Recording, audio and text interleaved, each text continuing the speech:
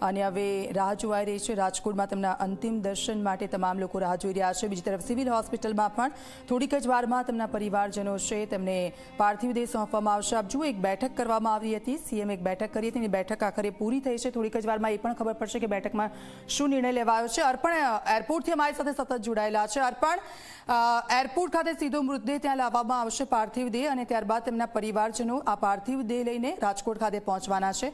ત્યાં કયા પ્રકારની વ્યવસ્થા કરવામાં આવી છે એરપોર્ટ ઓથોરિટી તરફથી?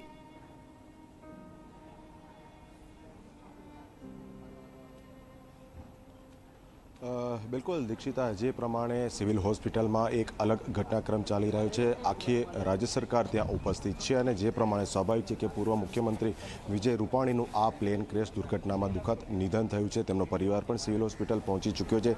એટલે જે આખો શેડ્યુલ બનાવવામાં આવ્યું હતું તે મુજબ તબક્કાવાર આખી જે પ્રક્રિયા છે આગળ વધી રહી છે। અહીંયા 11:30થી 12:30ની વચ્ચે જે છે કોઈપણ સમયે પરિવાર સાથે જ આખો જે કોન્વોય પૂર્વ મુખ્યમંત્રી વિજય રૂપાણી મૃતદેહ સાથે અહીંયા આવશે।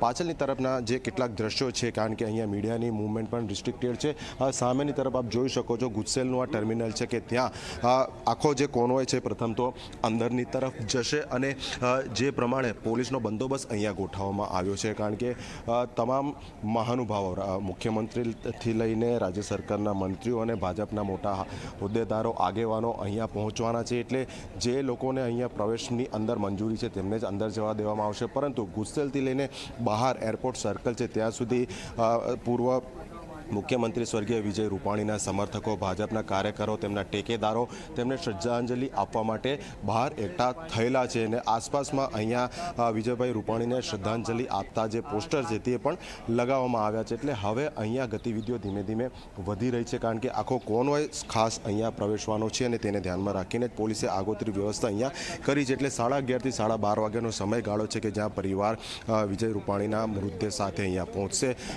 વાયા ફ્લાઇટ તેઓ રાજકોટ પહોંચશે અને રાજકોટ પહોંચ્યા બાદ જે પ્રમાણેનો આખો રૂટ આપવામાં આવ્યો છે, તેમની જે ત્યાંથી એમ્બ્યુલન્સ કઈ રીતે ફરશે, ક્યાં તેમના નિવાસસ્થાન સુધી પહોંચશે અને સાંજે 5થી 6નો જે સમયગાળો છે તે પણ ત્યાં લોકોને દર્શન માટે અલગથી રાખવામાં આવ્યો છે। એટલે હવે અહીંયા રાહ જોવાઈ રહી છે કે પૂર્વ મુખ્યમંત્રી વિજય રૂપાણીનો જે મૃતદેહ સિવિલ હોસ્પિટલ તરફથી તેમના પરિવારને સોંપવામાં આવે તે બાદ ત્યાં પણ રાજકીય સન્માન આપવામાં આવશે અને અહીંયા એરપોર્ટ ખાતે પણ પોલીસ જવાનોની એક વિશેષ ટુકડી કે જે રાષ્ટ્રગીત સાથે તેમને આખરી વિદાય આપશે, તે બાદ તેમનો જે મૃતદેહ છે તે તેમના વતન રાજકોટ લઈ જવામાં આવશે। દીક્ષિતા, બિલકુલ આભાર, આપની પાસેથી અપડેટ્સ લેતા રહીશું। તેમના વતન ખાતે રાજકોટ ખાતે તેમના પાર્થિવ દેહને લઈ જવામાં આવશે, તે પહેલાં જ તમામ લોકો ત્યાં પહોંચ્યા છે અને આપ જુઓ કયા પ્રકારના દ્રશ્યો છે, એક ભાવુક દ્રશ્યો, કારણ કે અંતિમ વિદાય જે આપવામાં આવી રહી છે, તમામ લોકો ઉપસ્થિત છે અને તેમની રાજકીય કારકિર્દી જે પ્રમાણેની રહી છે તે પ્રમાણે તેમને રાજકીય સન્માન સાથે તેમના પાર્થિવ દેહ છે તેને